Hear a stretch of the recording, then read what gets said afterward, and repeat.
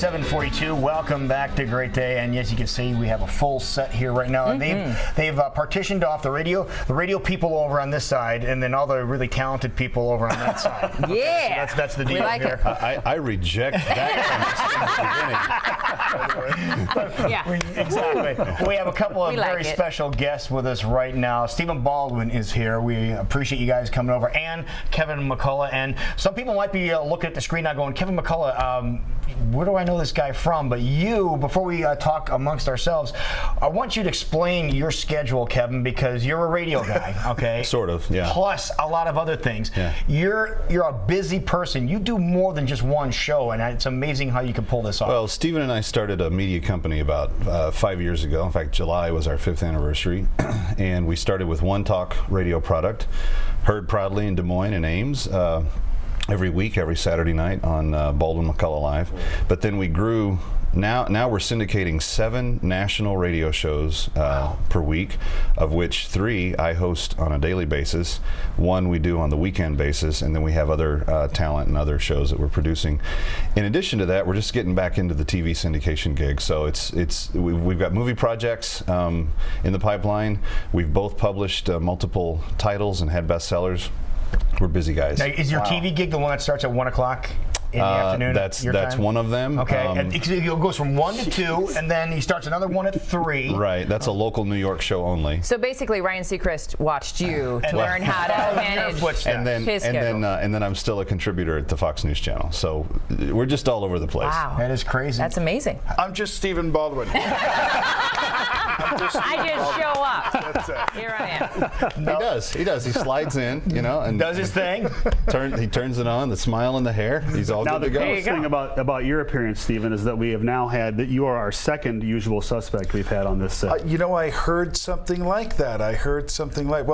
And there's a whole lot about that movie and my character in that film that I can't talk about here.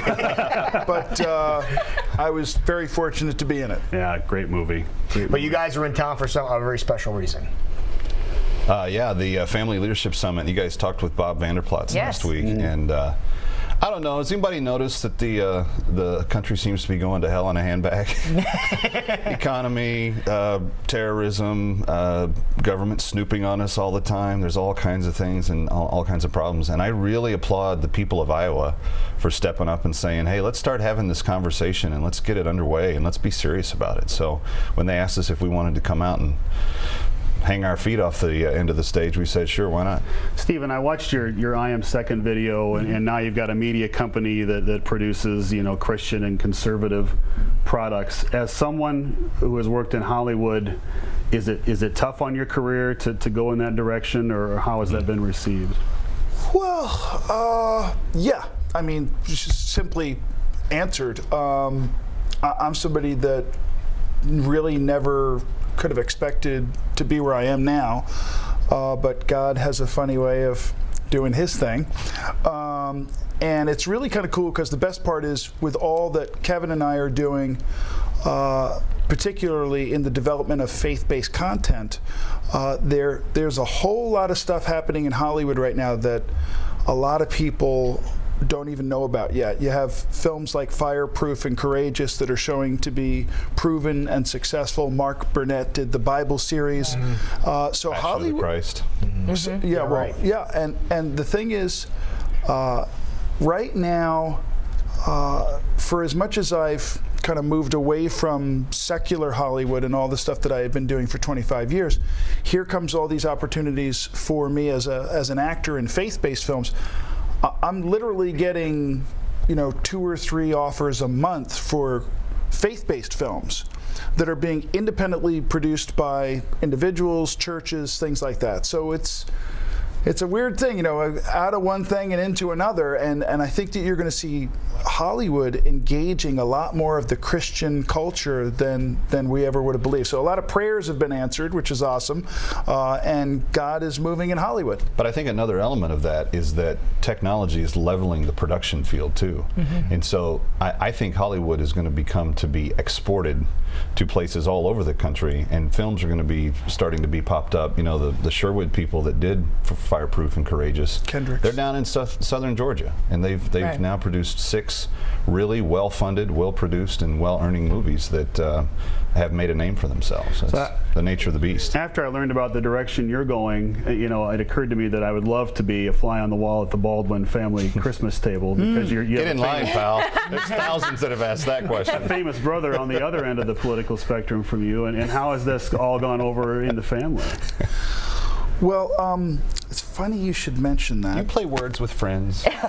No. But Alec and I actually were offered by one of the cable networks to do a mockumentary kind of thing, where it would be Alec and I going across the country, meeting people that were on his side of the political line, and then the same with me. So it would have been called Alec and Steven, They've Got Issues. But now, if you get Rob Reiner to direct it, or be the manager in the movie. Didn't happen because I basically said, well, can I talk to the producers and just kind of like get some absolute idea about like what the final edit's going to be? And they were Right. like, no, you can't do that. Yeah. I was like, well, then I can't. Yeah, Right. there you go. Right. Yeah. No, so what do you guys hope to accomplish by being here this week for this conference? Well, today we're going to have fun talking to the young people at the Academy. Just before we talk, Doc Noble is coming in from Summit Ministries out of Colorado Springs, and this is a guy who's been teaching young people how to think, not what to think. He's not indoctrinating them. He's showing them how to have the resources in their process of thinking to think for themselves and to come to logical conclusions about their world. Well, we get to come along and say, here's how that applies to media and the arts and entertainment and what you want to do with your life. Take the horse by the reins and steer it in the direction you go. And then tomorrow, Stephen is going to follow Senator Grassley. So he is, okay. you have the distinguished senator, then you have Stephen. And baby Baldwin. And baby Baldwin. Barney Rubble, Biodome, or the usual suspects. We'll see who shows up. Oh, which is your favorite out of all of those? Barney Rubble. There you go. Barney, there you go. How about that? So what message do you hope to get across to these guys tomorrow when you speak? Everybody has their own individual thought about what makes a difference, this, that, the other. A big thing for me is the more I am unafraid to stand up for what I believe and not be afraid. You get very politically correct. You get very scared, very nervous, this, that. I had somebody approach me just the other day, this very young guy, born in 1990, asked me like one of the weirdest questions ever about like UFOs. And I turned around and I was like, no, because the kid like didn't have a faith, didn't have this. He started asking me about the whole, who's the guy that does the late night talk radio show?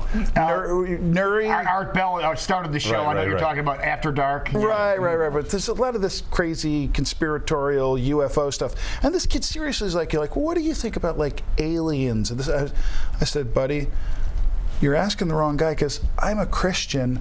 And I just started it with that, and it really was awesome because it led to a wonderful opportunity for me to share my faith with this kid. And for me, what's more important than anything is to be bold and unafraid to stand up for what you believe in and speak it out. Yeah, it's tough, even as a little weather guy in a small market TV station, well, and any of us, if you say the wrong thing, that could be the end of your career, It is, that environment, it's so divisive nowadays, everything is so contentious. Well, and I think part of that is because there's a vested interest by the two political parties to advance partisan contempt for one another.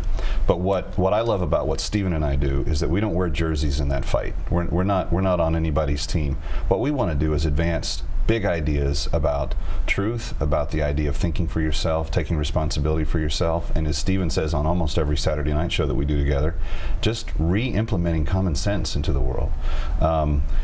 We've gotten to the point where we look at things in such a sophisticated thinking that we must be very intellectual and sophisticated about everything, that we've gone almost completely around the bend to the insane to try to justify certain things, and you don't have to. 2 + 2 still equals 4 at the end of the day.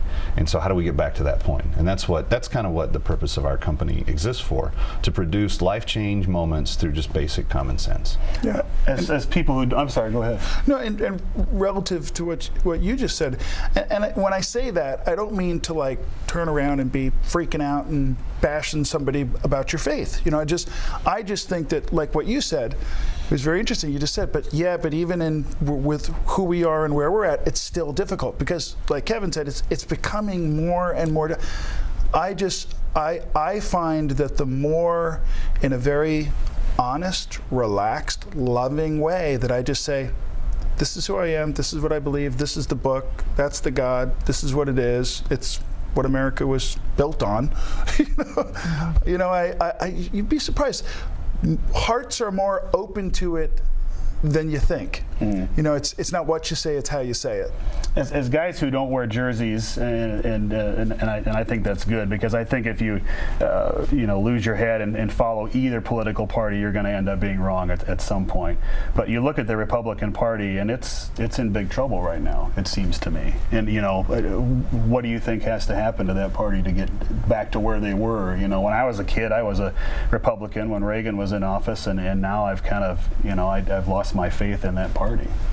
I think that part of that would be a very long discussion to say, why do you feel that way? And when you see the solutions that we've tried to implement as a nation for the last 6 years, I'm not sure we've gotten any better on anything. So no, I agree. I think we're in just a world of trouble, and I think we got to get back to the basic kind of core principles of what the Constitution was written for, why the Bill of Rights exists, talk about the real vision that the founders had, and say, what did freedom mean, and how do we recapture that? I think the idea that the IRS can target your organization just because you have an ideology that may run counter to theirs, and this administration is going to come back to bite different people in future administrations. I think generally the idea of government getting into your life is a bad thing. So let's get them out. Let's take responsibility for our actions. Let's not create welfare states. Let's do the types of things that each family can go home at night, and when they put their head on their pillow, have dignity about the day that they've lived. And I think that the more people who research who they're voting for and start voting for people that will be accountable, because a lot of the time, I think what's wrong with the Republican Party, in my opinion, is you have a lot of guys, people, men, women, whoever it is, saying, oh, well, when I get there, I won't change, I won't compromise, but they do.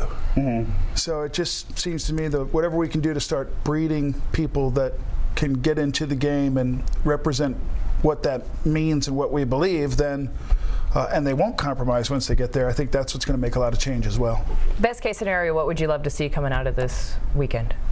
I'd love for the voters of Iowa to go back to the places they came from and just remember that their representatives work for them. They're the boss. If they don't like something, speak up, do something about it.